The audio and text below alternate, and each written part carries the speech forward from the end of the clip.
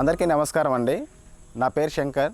శ్రీకాకుళం జిల్లా మాది పొందూరు మండలము తండ్యం గ్రామ పంచాయతీ మాది. ఈ గ్రామ పంచాయతీలో నాకు భూమి అనేది నాకు ఎకరా 20 సెంట్లు అనేది ఉన్నది. ఆ ఎకరా 20 సెంట్లలో నేను గత 10 సంవత్సరాలుగా నేను పూర్తిగా ప్రకృతి వ్యవసాయం అనేది చేయడం జరుగుతుంది. ఇప్పుడు ప్రస్తుతం నేను ఎకరా 20 సెంట్లలో 20 సెంట్లు ఏటీఎం మోడల్ వేసుకోవడం జరిగింది. ఎకరా వచ్చేసి మనం ఏ గ్రేడ్ మోడల్ అనేది వేసుకోవడం జరిగింది. ఇప్పుడు ప్రస్తుతానికైతే మేము ఏ గ్రేడ్ మోడల్లో పిఎండిఎస్ విధానం అనేది పాటిస్తున్నాము గత 4 సంవత్సరాల నుండి.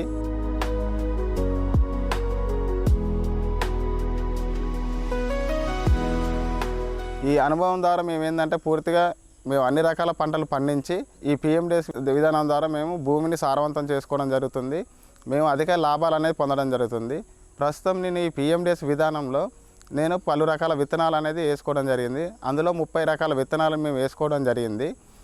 అందులో భాగంగా మాకు నూనె గింజలు, చిరుధాన్యాలు, ధాన్యాలు, పప్పు గింజలు, సుగంధ ద్రవ్యాలు, ఆకుకూరలు, కూరగాయలు, తీగజాతి అన్ని రకాల పంటలు వేసుకొని అన్ని రకాలుగా మేము ఆదాయం పొందడం జరుగుతుంది.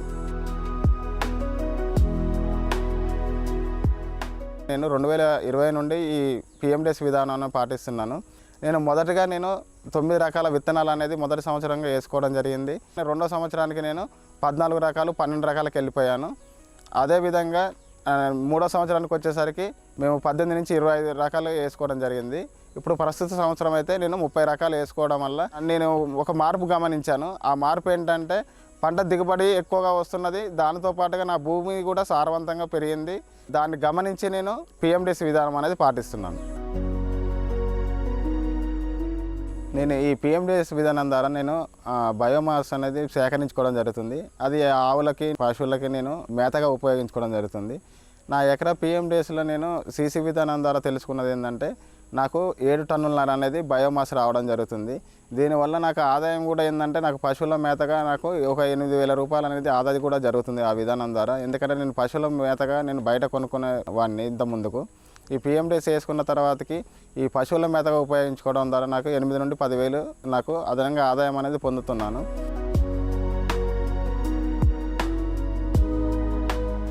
నాకు ముఖ్యంగా వచ్చేసి ఇక్కడ భూమి కూడా నాకు చాలా రకాలుగా గుల్లగా బారి మాకు భూసారం అనేది పెరిగింది అనేది నేను పూర్తిగా గమనించాను. ఇప్పుడు భూమిలో ఏంటంటే వానపాములు కూడా వృద్ధి చెందాయి.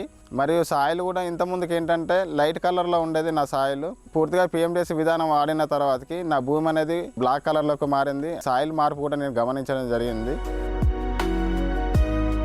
ముఖ్యంగా ఏంటంటే ఈ పిఎండిఎస్ విధానం వాడడం వల్ల మనకు ఈ ఘనజీవామృతం, ద్రవజీవామృతం తగ్గించుకున్నా కానీ పంట దిగుబడులు అనేవి ఖచ్చితంగా నేను పొందుతున్నాను. అందుకోసమని నేను చెప్పగలుగుతున్నాను. ఈ విధంగా మనం ఏంటంటే ఈ ప్రకృతి వ్యవసాయం ద్వారా మనం ఈ పిఎండిఎస్ అనేది అవలంబించుకుంటూ రైతులందరూ ముఖ్యంగా పాటించుకుంటూ వెళ్తే మాత్రము రసాయన వ్యవసాయం అనేది పూర్తిగా తగ్గించడానికి వీలుగా ఉంటుంది. పలు రకాల పంటలు వేసుకోవడం వల్ల ఇక్కడ బయోడైవర్సిటీ అనేది ఇక్కడ డెవలప్ అవుతుంది. కాబట్టి అన్ని విధాలుగా నాకు రైతుకు ఆదాయం పెంచే మార్గాలే ఉన్నాయి. కాబట్టి రైతులందరూ కూడా ఈ పిఎండిఎస్ విధానం అనేది పాటించడానికి ముందుకు వస్తున్నారు.